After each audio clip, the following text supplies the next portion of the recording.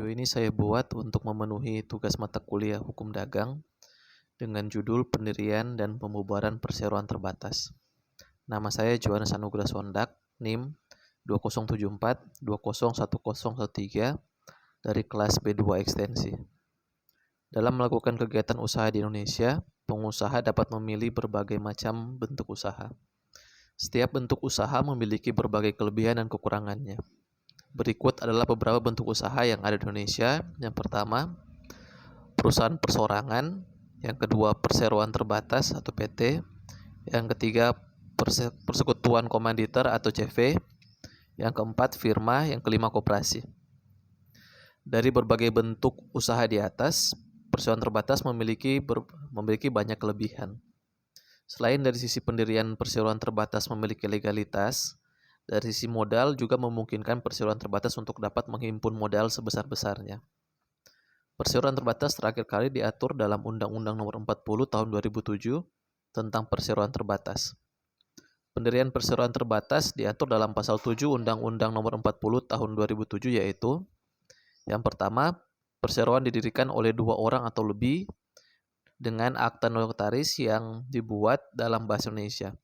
Yang kedua, setiap pendiri perseroan wajib mengambil bagian saham pada saat perseroan didirikan. Yang ketiga, ketentuan sebagaimana dimaksud pada ayat 2 tidak berlaku dalam rangka peleburan. Yang keempat, perseroan memperoleh status badan hukum pada tanggal diterbitkannya keputusan menteri mengenai pengesahan badan hukum perseroan.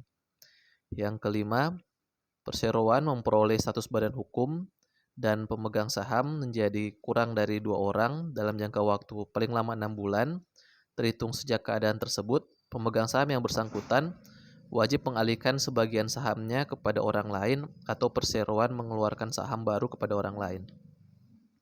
Yang keenam, dalam jangka waktu sebagaimana dimaksud pada ayat 5 telah terlampaui, pemegang saham tetap kurang dari 2 orang. Pemegang saham bertanggung jawab secara pribadi atas segala perikatan dan kerugian perseroan, dan atas permohonan pihak yang berkepentingan, pengadilan negeri dapat membubarkan perseroan tersebut.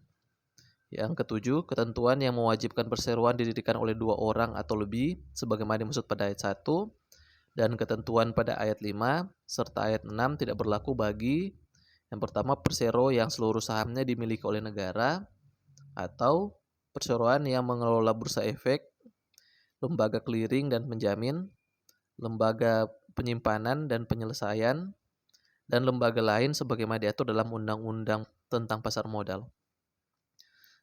Saat proses membubarkan PT, perseroan tidak dapat dilakukan pembubaran hukum selain proses likuidasi.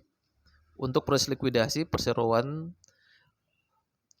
berikut adalah tahapannya. Yang pertama, melaksanakan RUPS atau Rapat Umum Pemegang Saham dengan materi acara pembubaran PT dan penunjukan likuidator untuk menjalankan proses likuidasi. Yang kedua, pemberitahuan pembubaran PT kepada kreditor dan pihak yang terkait lainnya. Yang ketiga, penyelesaian inventaris dan harta kekayaan PT.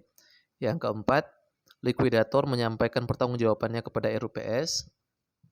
Yang kelima, likuidator melakukan pengumuman pembubaran PT dalam surat kabar serta memberitahukan kepada menteri mengenai pembubarannya. Yang keenam, menteri menghapus nama PT dari daftar perseroan. Yang ketujuh, menteri mengumumkan dalam Berita Negara Republik Indonesia atau BNRI. Sebagai penutup, saya sebagai mahasiswa Universitas Pembangunan Indonesia Manado mengajak kepada rekan-rekan calon mahasiswa untuk dapat bergabung dan berkuliah di Universitas Pembangunan Indonesia Manado. Sekian dari saya dan terima kasih.